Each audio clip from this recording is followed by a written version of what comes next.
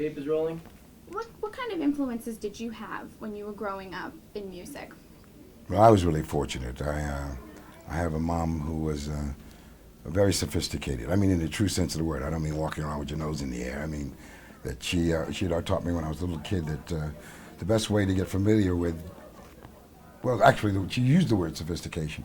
She said it's through music and people's foods. She says, you're not going to like all the music, you're not going to like all the foods, but if you try, in every culture, then of course some of this is going to seep through. So this happened when I was just a little kid. So in my house we had everything. Put it this way, my mom took me to see when I was a tot the last tour of Josephine Baker in this country. We saw Count Basie, Duke Ellington. I'm raised in Boston, by the way, and we also saw. She was the one that took me to see Chuck Berry.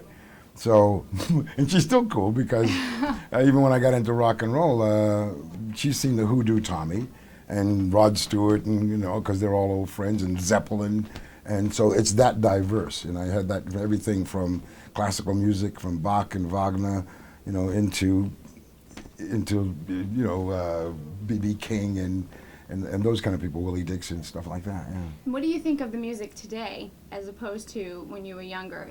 The differences in the lyrics and the sounds that you hear today as opposed to? I think it's all valid. If it gets people off, it's all valid. I'm not one of those people that, like I said, how could I be after what I just told you? Mm-hmm. The only thing that I have reservations about in today's popular music for young people is I find that it seems to be disposable. Now maybe I'm incorrect in that, but I don't find that I don't find you'll find a classic rock or too much classic hardcore rap, because and everybody seems to be so damn angry, but we're not quite sure why. It's that kind of thing. But other than that, no. I mean, I just think if it gets you off, it's valid. I've never ever put down. There's music obviously that I prefer, like I love, say, U2. But even when I was on MTV, I won't mention any bands, but I won't put down, say, the hair bands, who I must admit I really wasn't into that much. But then again, I wasn't, a tow-headed kid from Tacoma, Washington, who may really got off on that. So who am I to go on the air and say that's wrong? Because it's all valid to me. Music anywhere in the world. Like I said, if it makes people happy and soothes their soul, then it's valid.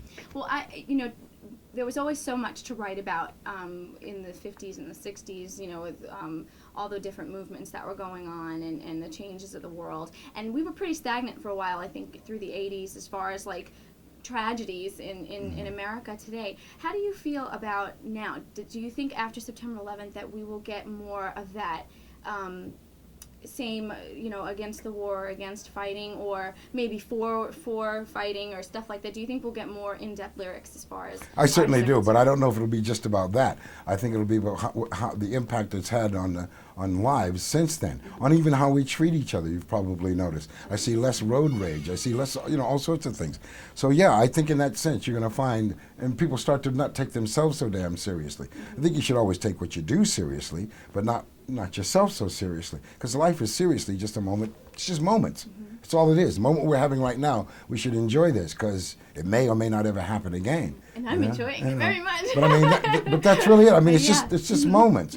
And when it's all over, whatever you think you've accomplished or whatever your little ego has been massaged, it doesn't mean a damn thing when they're putting you underneath. So it's only how people felt about you. So I think maybe, in answering your question, I think maybe people are starting to contemplate things like this, and so where they weren't before, it was kind of an I, me, mine, and yeah. So I think you're onto the right thing, and only time will tell. But I do believe it's had if there's anything positive to come out of it, which obviously was a horrible day, but if there's anything positive to come out of it, I think it will be that. I find that Americans are starting to realize it, become more inclusive. I think you're going to find better race relations and cultural relations, because everybody is in this together. I agree with you. I definitely feel the same way you do.